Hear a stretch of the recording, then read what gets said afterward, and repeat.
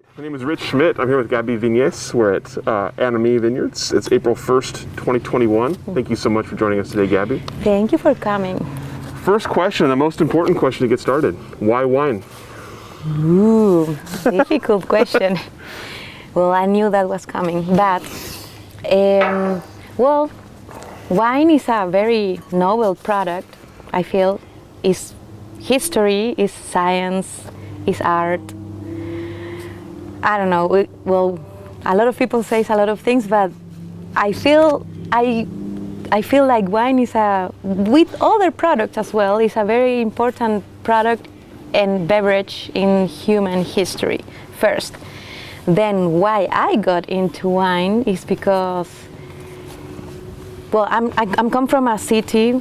My family is not from the wine at all. We do have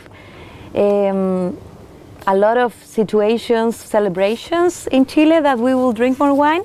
I think Chile is also changing too. Well, I'm from Chile too. That's something that I have to say first. But I never grew up with thinking about the wine like other cultures, that little kids are like, okay, wine is part of their culture. That was not my case. But I knew that wine was something special about it for celebrations. Mm-hmm.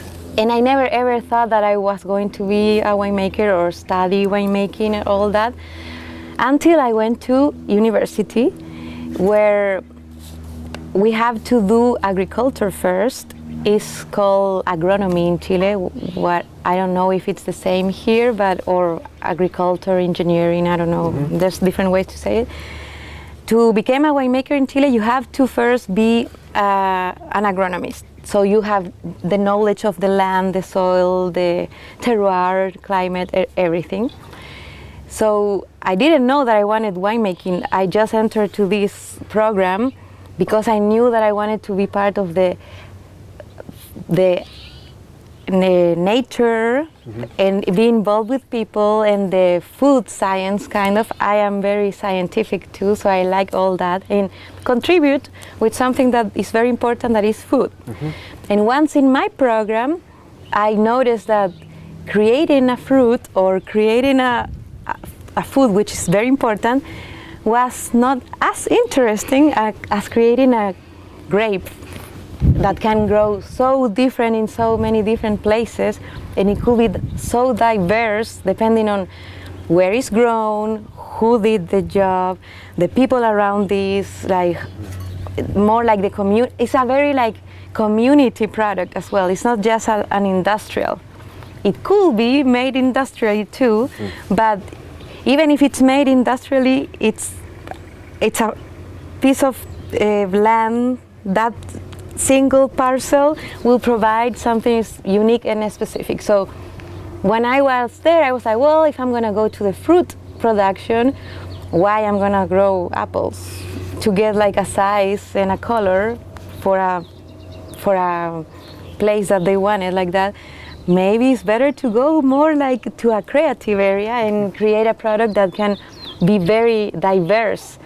And it's amazing that once there, I was like, whoa, like knowing that there's some, in Europe, some little blocks that is like this acre or hectare is only here where they make this wine. Mm-hmm. And it's like, that was very impressive for me, how specific it could be.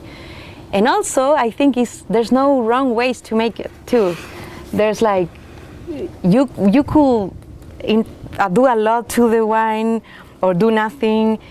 You can have like the same grape side by side, but the soil will be slightly different and it will make a different product. So infinity ways of making it. That's what it was. I was more like, wow, mm-hmm. This is very inspiring.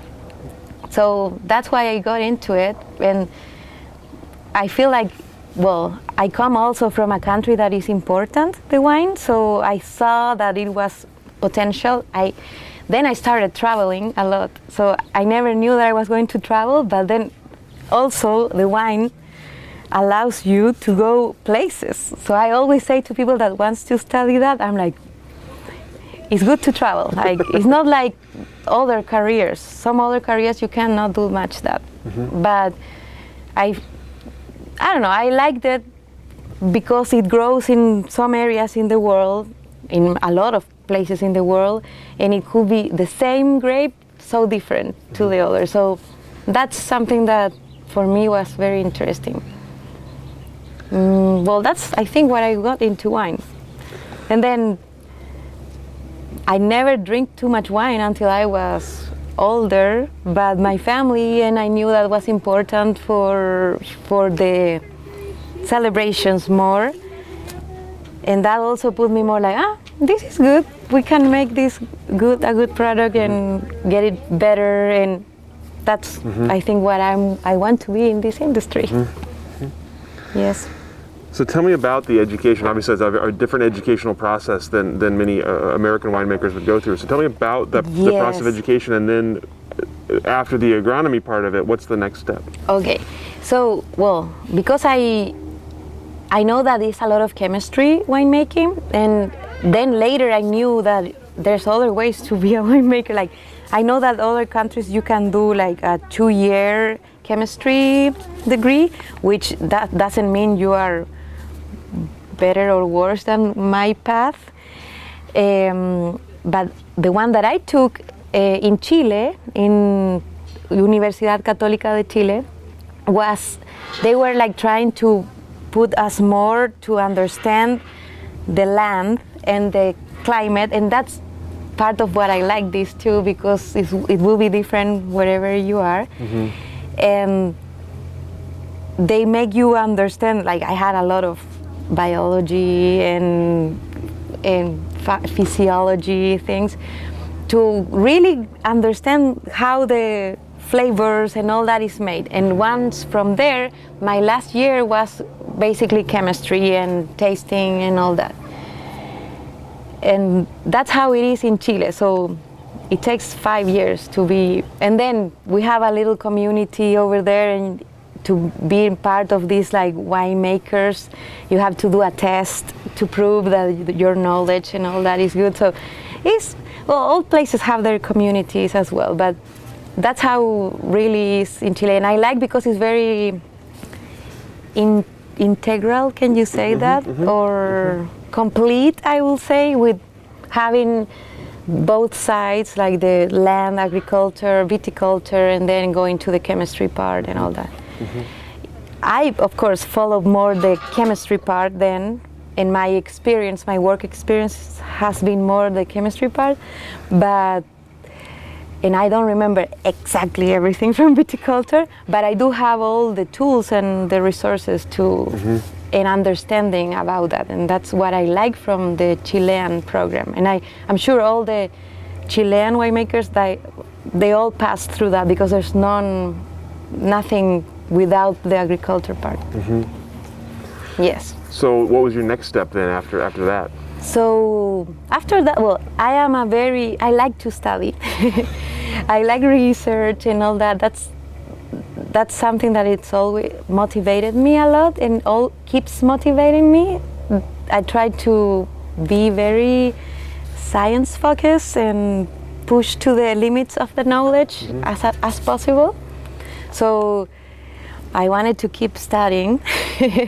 And there was a program with my university to do with France, that you could go to similar like agriculture universities. And I was also interested for France.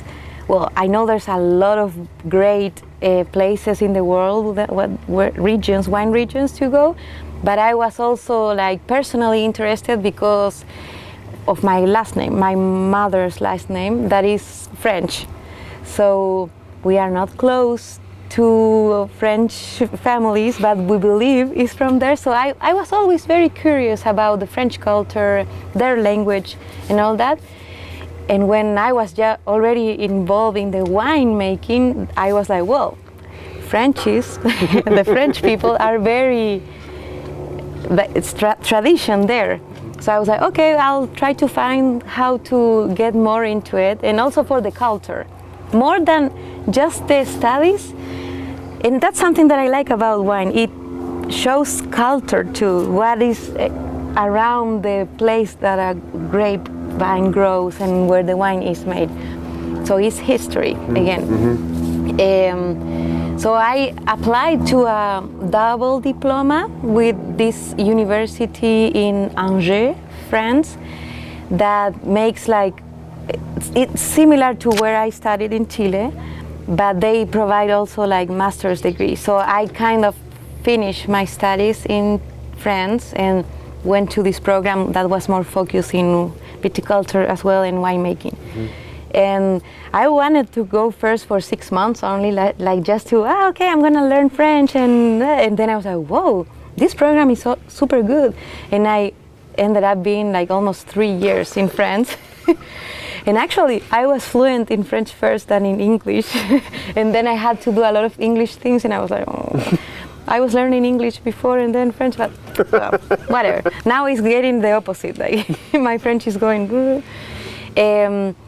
Well, and I went to France. I went to Loire Valley in France, and that was amazing because I was able to see more like all of these things that I was telling you before, that wow, like a cheese, not only wine, like a cheese is made just in this town, and there's like 500 people here, and they all buy it. Like in Chile, they want the supermarket cheese. Like they want like the pasteurized, blah, blah, blah. Like, it's all different ways, histories of cultures. And I was like, whoa, that's incredible. And then the winemaking, that's how they do it. And they have a little rules there and things. But I was like, there is a lot of like knowledge and tradition passed to the other generation, and a lot of things that you are like, it's crazy. Also, a lot of families there I met there, they were like, we don't study this. they were impressed that I was doing like a master's degree, and they're like, why you're doing that? Like, this is weird. And I was like, well, where I'm come from, you have to study to get a good job, kind of. And they were like, my father taught me that, and his father taught him that, blah, blah, blah. So tradition and things like that. And well, I spent a long time there, of course, more in school, but I was able to live with a family in Bordeaux, where I helped them doing harvest, and it was super cool because it's a world, like the wine was every single day on the table, and that for me was like, why they drink so much wine? Like, they were not drinking a lot, but it was like, for me, being from Chile, that it's maybe changing, but it was not a daily thing. It was more celebratory, or maybe at 9 a glass, or not. But that there was everywhere, and even little kids and everything. I was like, wow, this is another culture, really. Like, it's amazing, and how they value the wine. And a lot of people makes like home wines too, to have for the family and things like that. That made me also, well, once there I was more fascinated at the end by that. And I have to say that I feel like everybody changes, but I was more focused in Bordeaux varietals in my early career, because Chile, we produce more Cabernet Sauvignon. We have a lot of more varieties too, but I felt like that's what I want, like more like Bordeaux varieties. So I was initially following more that. That's why I did a harvest in Bordeaux. But then in Loire, they have Cabernet Franc and Chenin Blanc, and I work in a lab doing research with clones of that and making wines and everything. And at first I was like, this is watery. Like, why is not that like high alcohol? Why they make this, like, why?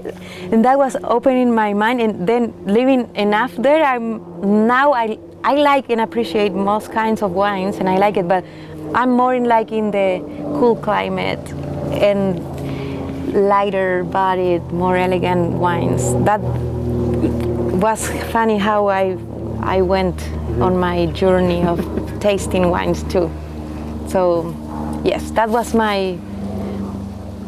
one of my best years in my life, living in France. It was really cool.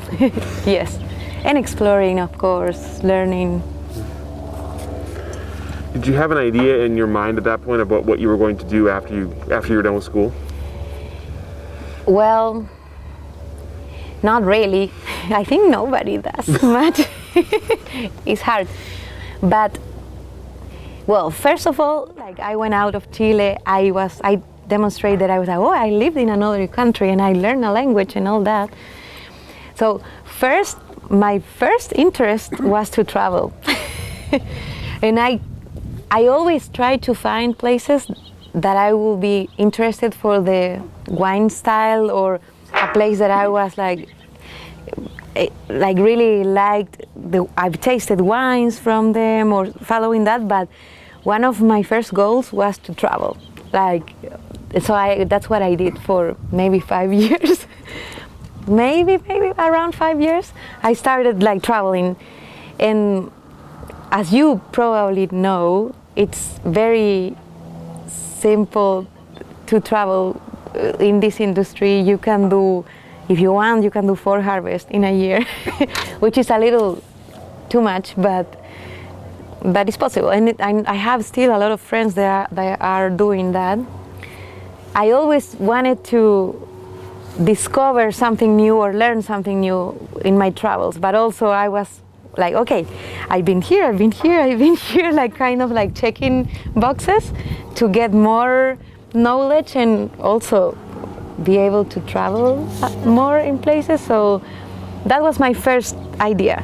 And also when I did my research project in France, they told me that if I wanted to keep going in research, that they were like, you have a lot of potential on this. So that's something that I had it here, and I still have it in the back of my head. I'm like, I like research, but I told them like, thank you very much. I might see that in the future, but I want to do my travel and exploring in production now, and then I'll see if I want to keep doing research or something like that.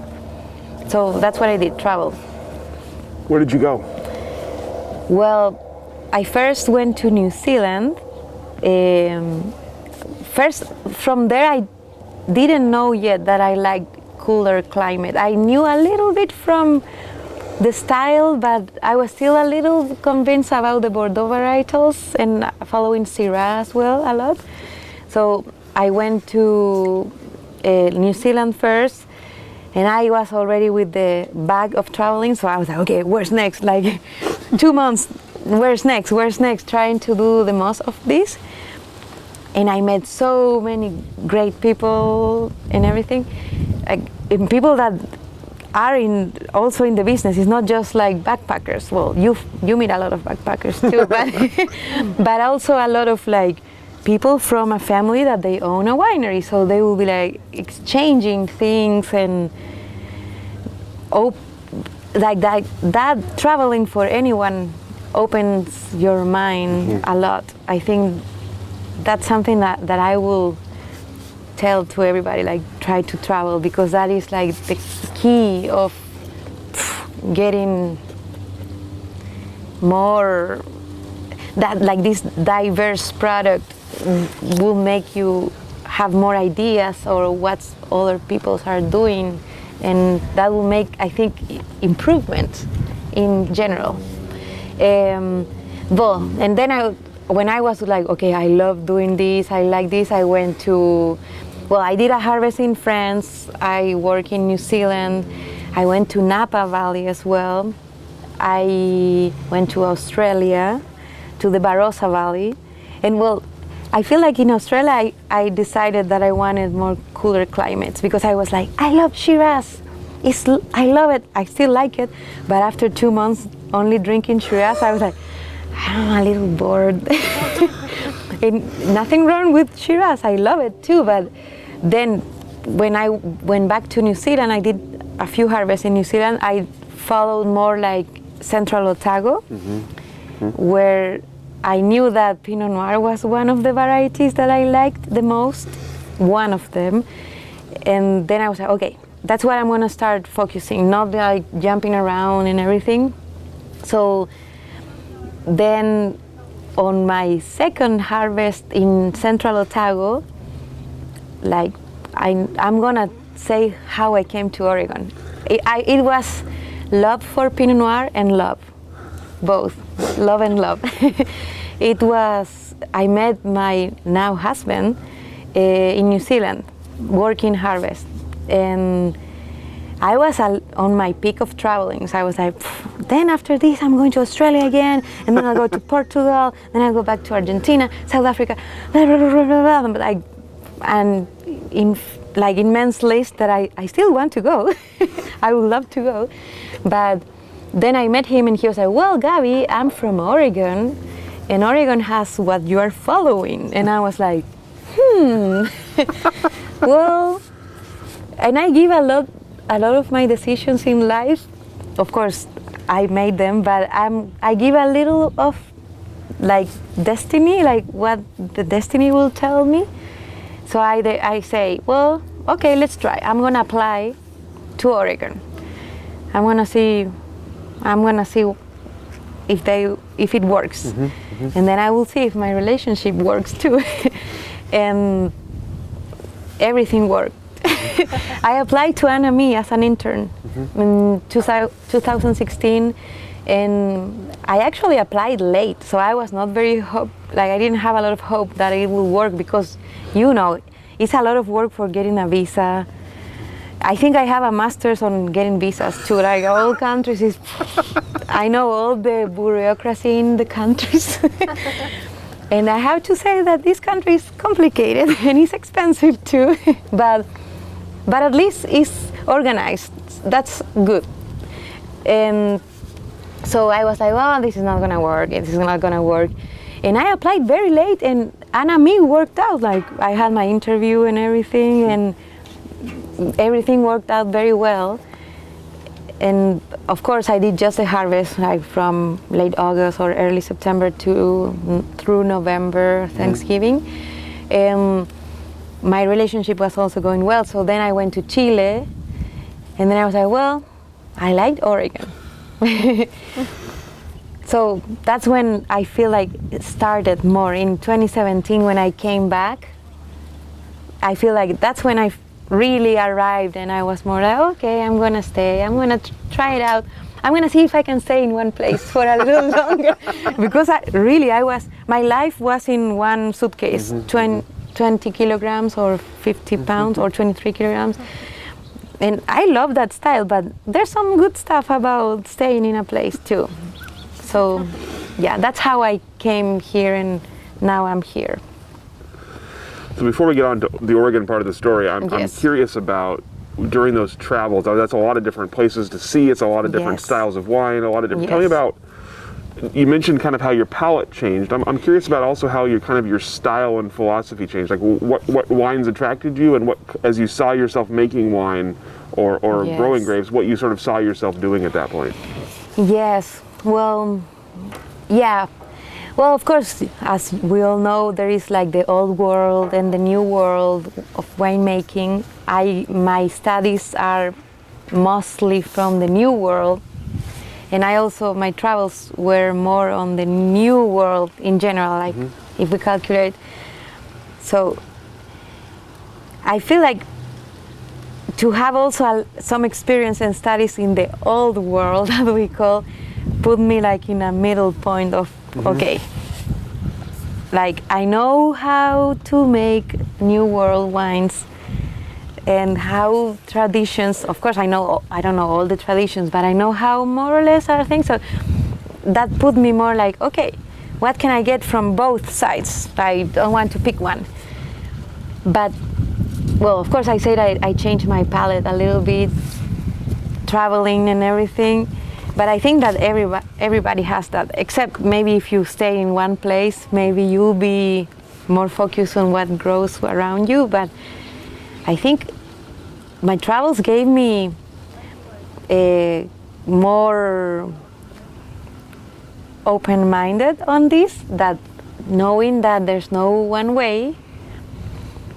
And I'm still exploring what is my style. I don't have like a completely style, but that gave me tools and flexibility, I will say, to know that there's no only one way, but also every place, I don't know, for how influenced me more is like to respect from where the grapes come from. That's from the places that I've worked. More like be respectful for where the grapes are coming from.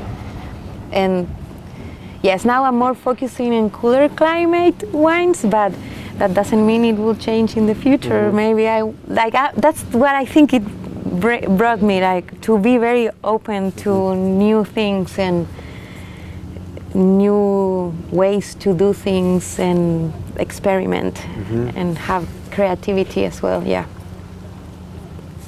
You talk about the style kind of being respecting where the grapes come from. I'm curious, along the way, did you see, were there farming practices specifically that you were attracted to, or the opposite, that you were repelled by as you were kind of honing how you wanted grapes to be farmed? Yes. Well, yeah, I think sustainability probably. I know that I love organic growing, or like permaculture, kind of like when you make the ecosystem all be like related. I know I'm not a grower, and I know there's sometimes difficulties, and I know that's why conventional agriculture exists. And I'm not against any of the things, but I am more towards trying to be more organically. And here at Anne Amie we are live certified, and with Pete we work on doing it more like trying to respect the environment and what is around, and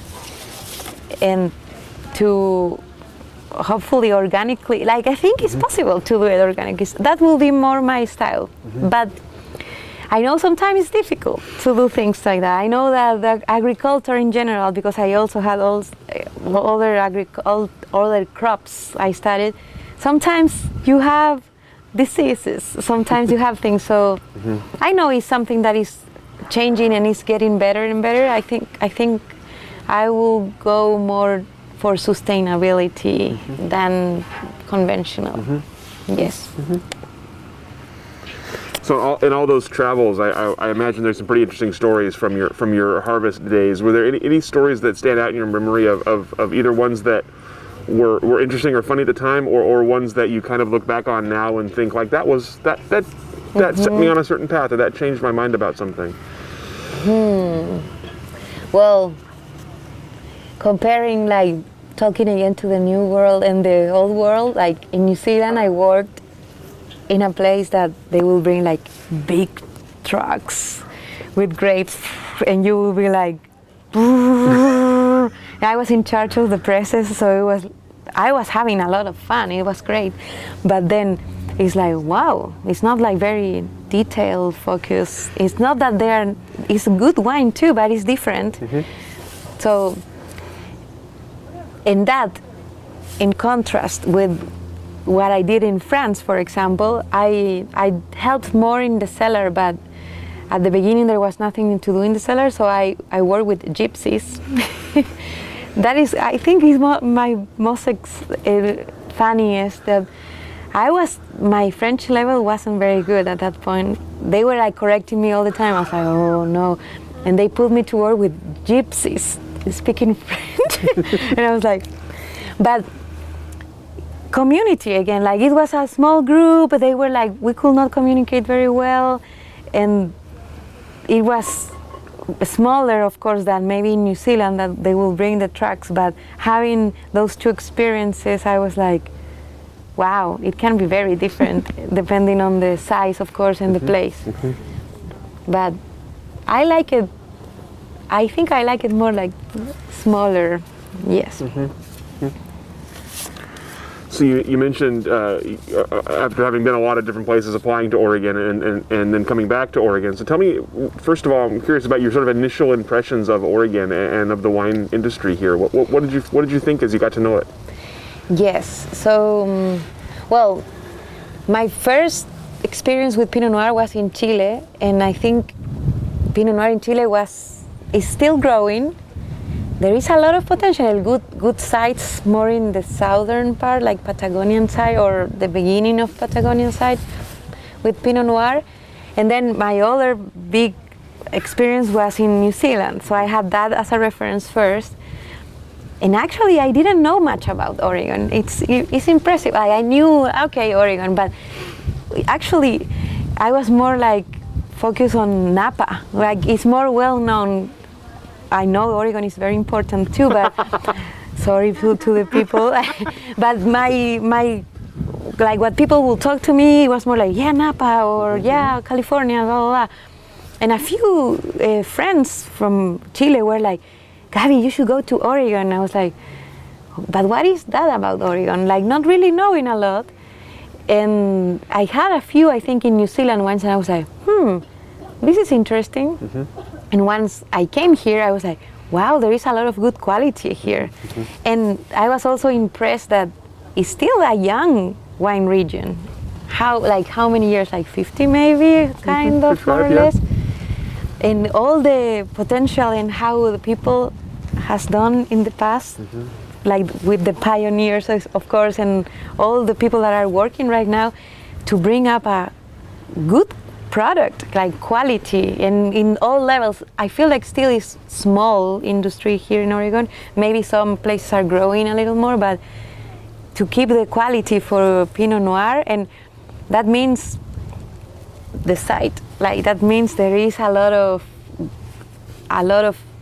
terroir, if we want to call it like that, but there is a good potential for the site. So I was impressed about the quality, not comparing too much. I think all countries are in different levels of knowledge in the wines, but I thought that there was a lot of good quality from the grapes here, and I'm still discovering, and I'm very impressed, like wow. Also, Pinot Noir can be so different depending on here or here. It's like super dynamic, how it can be.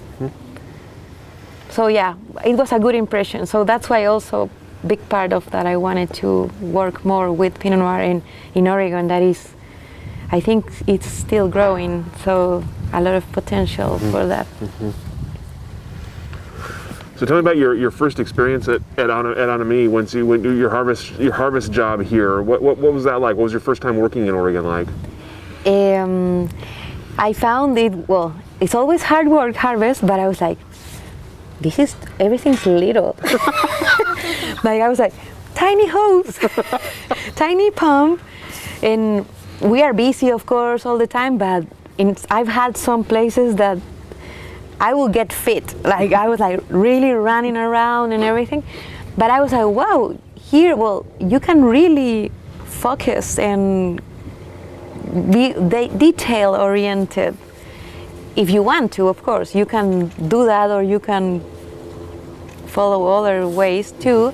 But my way that I learned here with Thomas as well, it was like, it's great that you can pay attention to 2 tons of grapes. It's like, and maybe change it in different ways, or it's like a baby. Like that's what I felt like. I was like, I had a lot of babies there, and I was more in the fermentation part of my first harvest, and then I think I was very involved more in like fermentation after.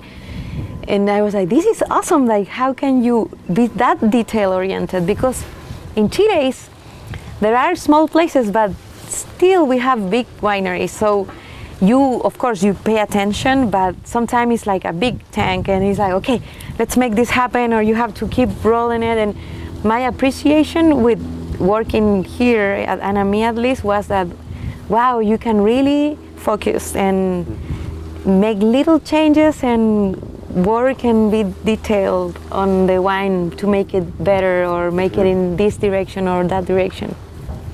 So that was my impression.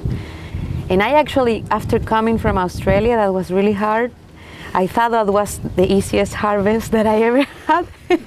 Also that we usually have lunches that we can, and we drink wine, and I was like, this is nice. Like lifestyle too, I think. That's part of the Oregon culture as well, like having a nice lifestyle too. Yeah. So you mentioned that was 2016, and then you went back to Chile. I went to Chile, yes. I did a harvest there.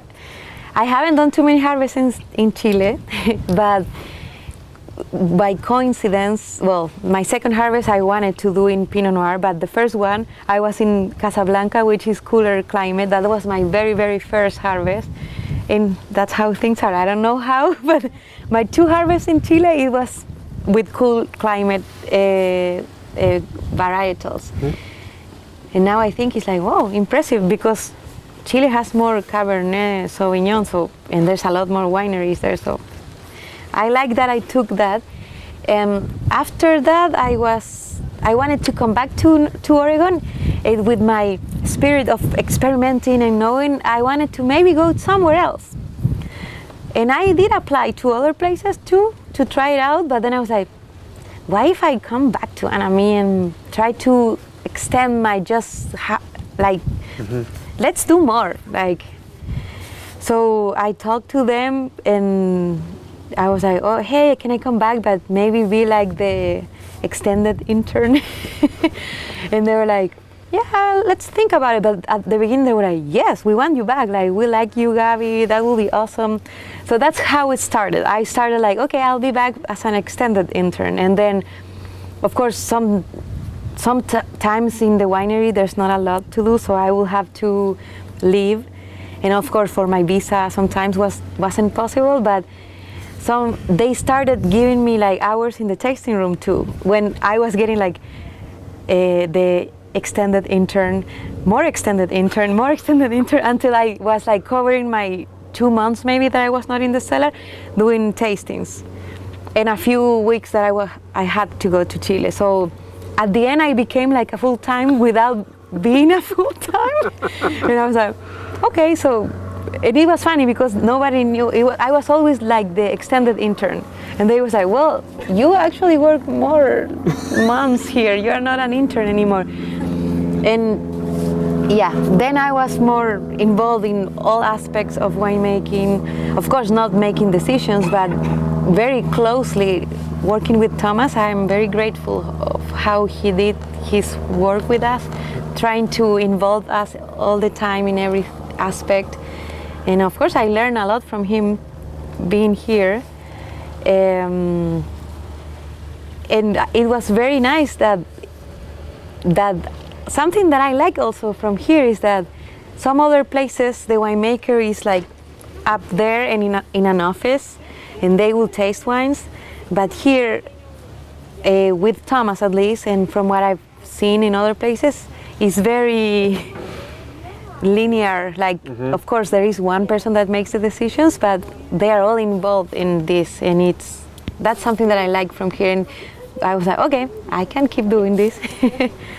There is not levels, it's more we are a team. That's what I like. So you mentioned Thomas, obviously. Tell me about his style and what you kind of learned from him, and what you kind of came to understand the Anne Amie style to be.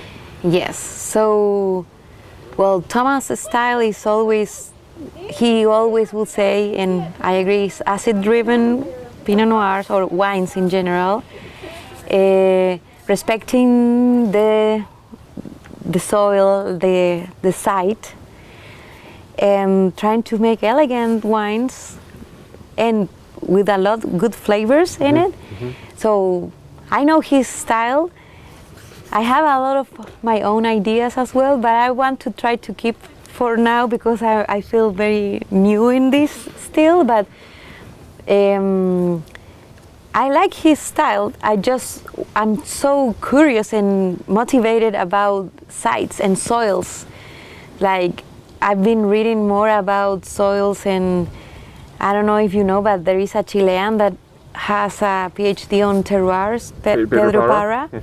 And I am very motivated from his studies, and I know that we all try to show the site, and also Thomas did, but I want to go further with that. I would like to really know what the soil can give you, and I don't want to be natural winemaking, don't do anything. Of course, do the right things, but to get it towards more what the site and the soil can show.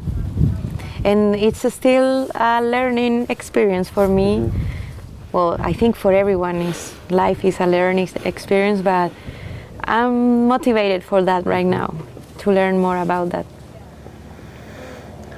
So you mentioned that you kind of alluded to the fact that you've taken over for Thomas. Tell me about that. After your extended internship, at some point you became a full-time employee here. So tell us about that and what happened next. Yeah, so they were like, ask me if I was interested on taking the position, and I say, yes, why not? Like, it's always scary to take another step in your career, I think, and it's challenging, but I also felt I needed more challenge.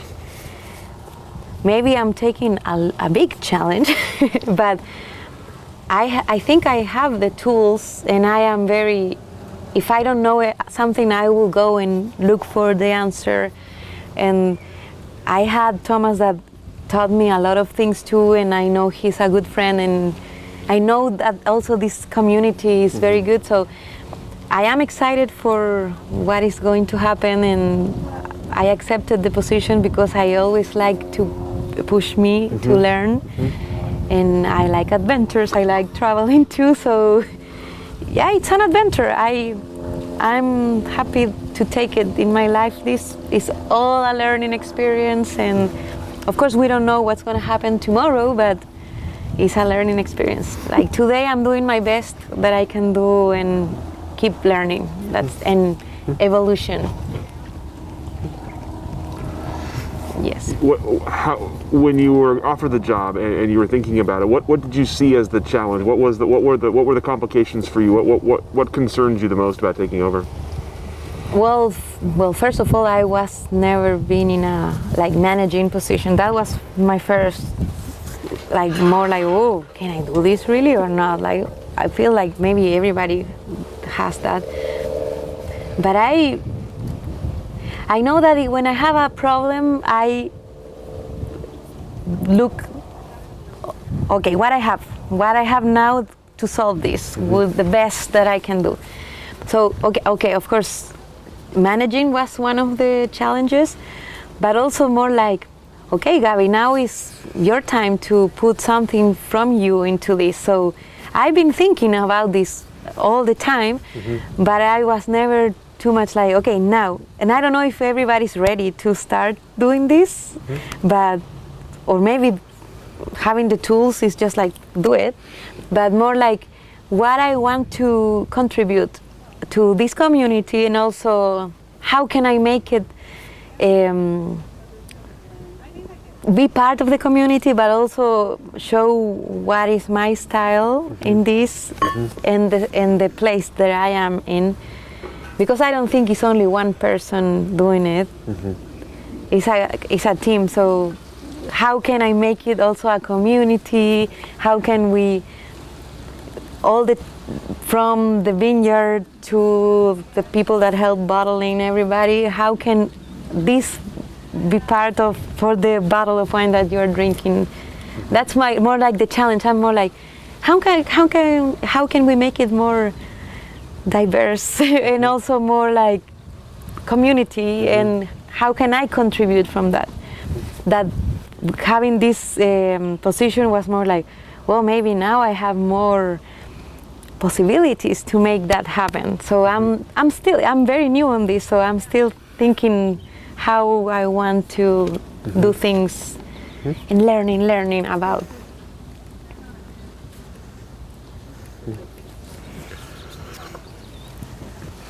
So on that note, I'm curious, as you have to get to know your site first, and obviously you've been here for a little while, but Yes. From your new perspective, with your philosophy being so site specific and so site driven, tell me about getting to know your grapes and getting to know your vines. Yes, well, yeah, it's still a work in progress. I know a lot from what we've had I've done five harvests already here, so I know what we have more or less, but I am trying to be more involved, or not involved, but talk more with vineyard manager Pete to have more connection with him, and of course, I'm not gonna make him like do that, but be more in communication. I think that's important also, like connect more those two things. And he's also very interested also in participating more like in tastings and things, so that will help us to be more connected.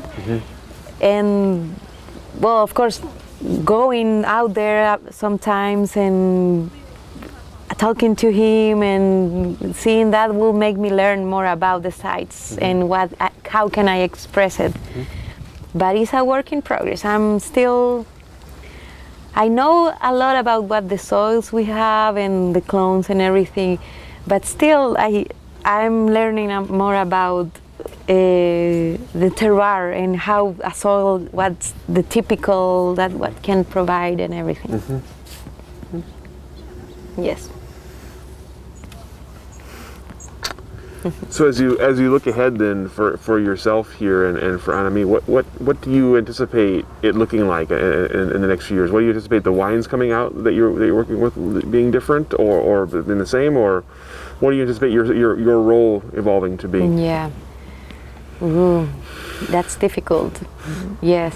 Well, so far I am trying to respect what we have done, like trying to keep it similar. Somehow I do like how things were done, but I am very open to discover and experiment slowly, little by little, with different things that how we're done here, to see if I can get more close to like the expression of the site.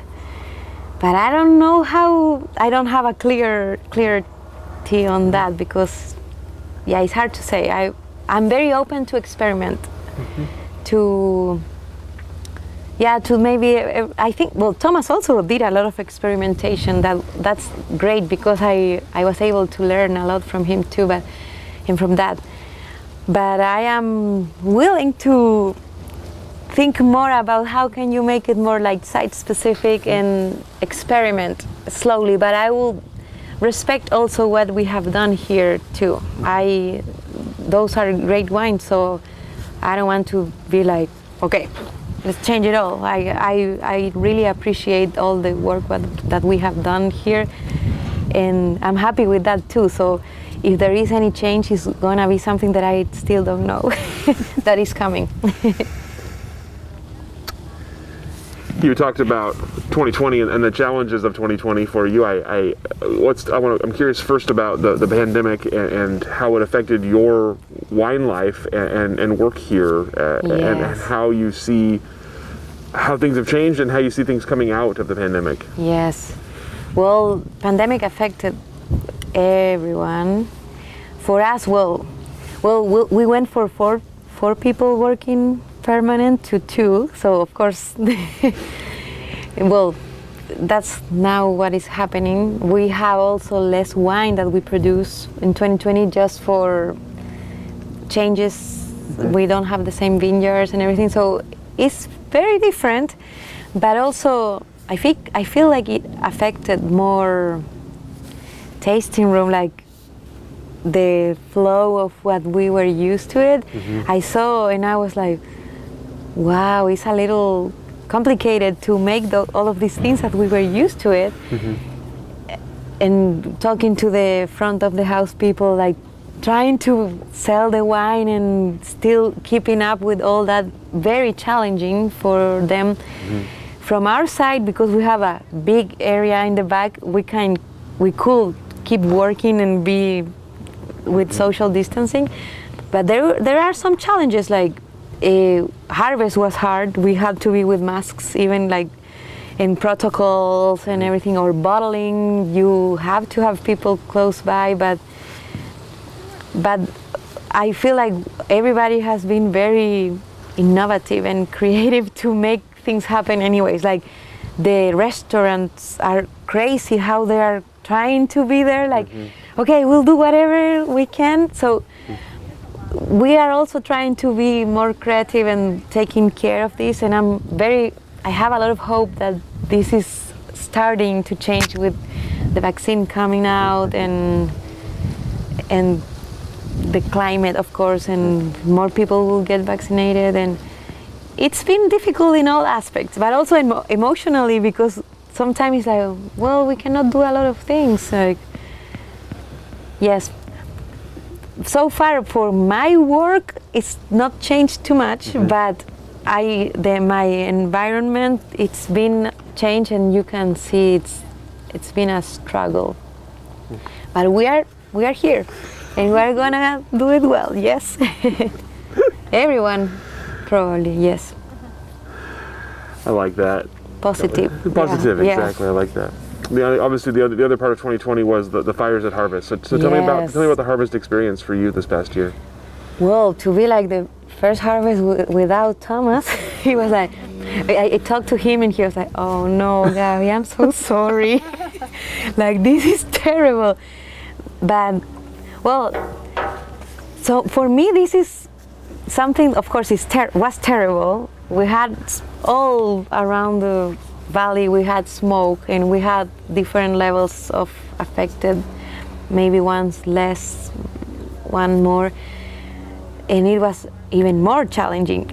But in my side, I was more like research, like this is an opportunity for research, and I wish I'm now in the research area, because I could be working with that, but that put me more like, okay, I need to read more papers, and I know the community here and everyone, like California through Washington, we're like, let's do webinars and all that.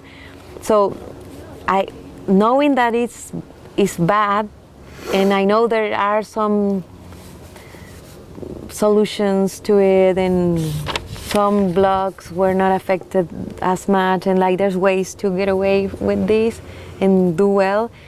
For me, it was more like the opportunity to learn from a problem, and to be like, okay, like a little panicking, but also like, okay, that's more like what the pandemic did too. Like, let's be more open. Like, there's different ways to approach these things. So I saw that it was hard, but it was like, okay, what can we do? Let's get in action, and let's see about what science says. And there's a lot of unknown things about the smoke affected grapes, but I like the way that all the Oregon community are like trying to get together, and we can do this as a whole group, and I'm happy with that too, even if it's a disaster, natural disaster, but I'm seeing the good part of it, like for the research and getting together and like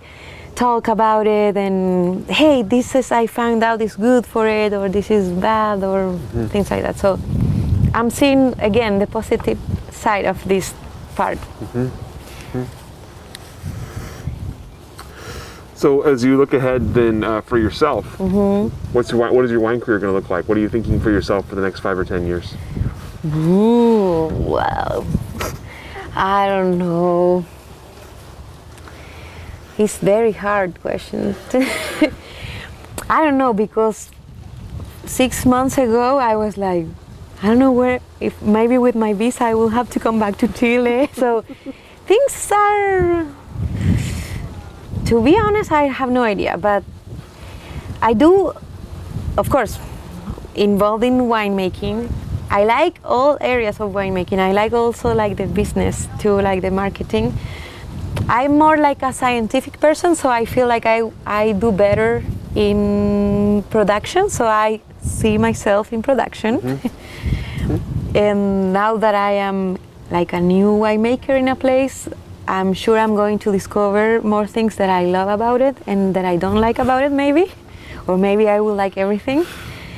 But I will now take out of my list the research part. So I will not be surprised if in 5 or 10 years I'm more involved in research.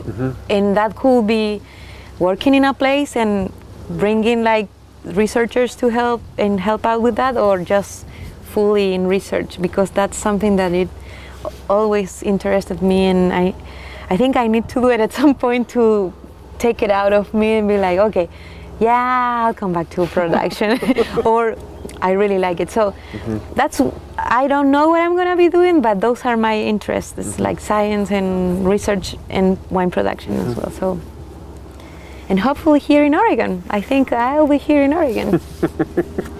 Yes. Finally unpacked your suitcase. Yes, well, my suitcase is now a little bigger. I could not pack tonight and go to Chile like I did before. It's a lot more complicated, but I have a lot of good things about settling in a place too. It's like I don't only have one pair of shoes. I have maybe 3 or 4. That I don't go to a nice restaurant with my work boots anymore. And people look at me like yes.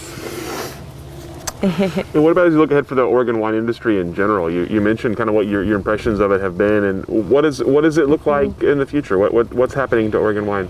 I think it's growing.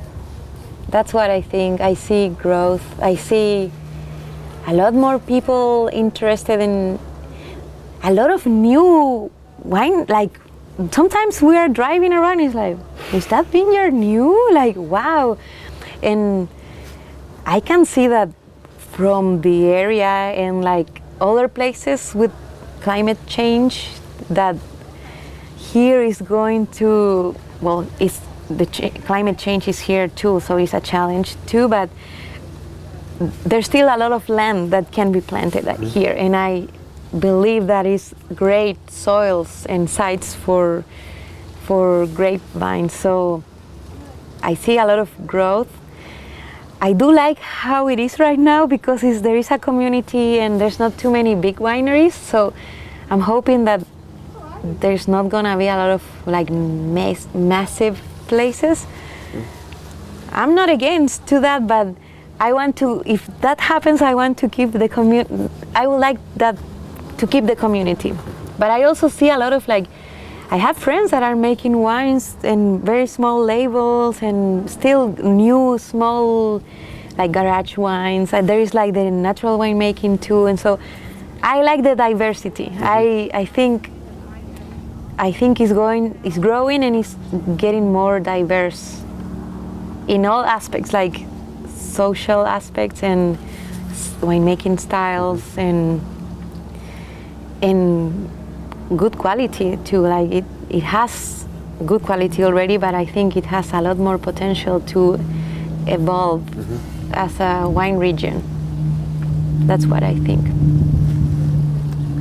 It reminded me of something we were talking about before the camera started rolling. You're mentioning you're reaching out to IVOY to be part of the organization. Yes. So tell me about that. Obviously, I always have to say that I'm on the board of IVOY. So, yes. But tell us about your interest in the organization and what you'd hope to kind of bring to it. Well, there's two approaches with that. One is, well, I am not from the United States. I am from Chile, so I like that is happening already here, that there is a diversity of cultures too, a mix of people, and the cultural part. And I feel like the cultural part, it's a lot, the wine is a lot about the culture too.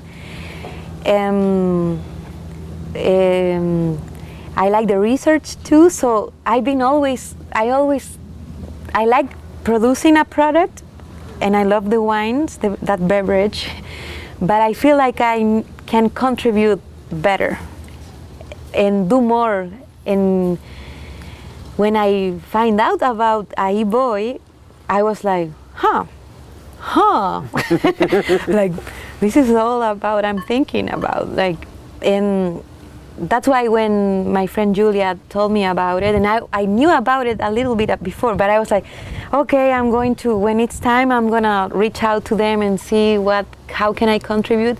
So my idea is to help people and to get more people to know the science about it, and I know I can give more knowledge and take out of those language barriers and take out like borders and barriers. It's like a dream kind of, to have more diversity and more people involved in this. And I thought that maybe I was I could, maybe in the future I'll do it, provide with maybe participating in the educational part. I think education is very important, and helping out people that are interested in it, I'm like, that's everything. So that will bring how can I could contribute? I feel like I could do it, and maybe I will feel more happy making a contribution. Yes. So if someone were to ask you about joining the Oregon wine industry, what would your words of wisdom to them be? What would your advice be? Somebody joining the Oregon wine industry? Ooh. Well, if they didn't travel before, I will say first travel before settling. But I will say that I think it's great for a lot of things. There is a lot of things that also made me realize that I wanted to live here. Not only the wine, also the outdoors. It's beautiful. You can do a lot of things. So I would say, like, congratulations, you're in a really good place to live for all different things. But I will also encourage to experiment with things, because I feel like there is not all told and experienced here. I think there is still a lot of things that can be done. So I will encourage to get motivated and play with Pinot Noir. It can be so different and very good in different ways. There's no only one way. So that's what I will say. But my suggestion for people joining the wine industry in general is travel. It's super nutrition. Like you get a lot of cultural exchange and learning about technical stuff too. But I feel like wine is very noble because it's very cultural, and it brings people together too. So it's culture, it's science, art, culture, and history. It's like it's not just okay, put this, put that, let's make wine. It's more than that. And it's a group of people. It's not only one person that makes it, it's the whole thing. So that's what I will say, that be part of the community and be creative and try to innovate and get to know every corner of, and in the ABAs too, that discover, explore. That's what I will say to somebody coming to the Oregon industry. It's a very good answer. I love that. Good. Good. It also brings up a question to my mind. Obviously, you're known for Pinot Noir here. Do you have plans on trying anything, working with some different grape varietals as you go forward? Well, I have kind of like a little love with Cabernet Franc, because I live there, and I know that is a grape that is not easily grown here, unfortunately, but who knows in the future. But I would love to, well, I know it's not from here, but that's something, a variety that I like a lot, and I would like to experiment, even if it's not coming from Oregon. But things, well, we'll know soon enough if more varietals can be planted here too, because I think that's why I feel like it's growing, because there's a lot of things that are happening now in research again, to know what else can be grown, and we might be surprised. Like 50 or plus years ago, we didn't even know that Pinot Noir could be grown here. So I don't know, I like Cabernet Franc. I know that now it's not possible, but I'm patient and I'm still young, so maybe in the future will be a possibility. So yeah, that's what I like. Yes. That's all the questions that I have for you, Gabi. Is there anything I didn't ask that I should have? Anything we didn't talk about here today that we should talk about? Ooh, I think we covered pretty good. Yes. Yes. Excellent. Yes, I think it's yeah, I think you covered that I am still in discovery of this, so that's good. And I'm loving Oregon and the Oregon wine industry. Perfect. Yes.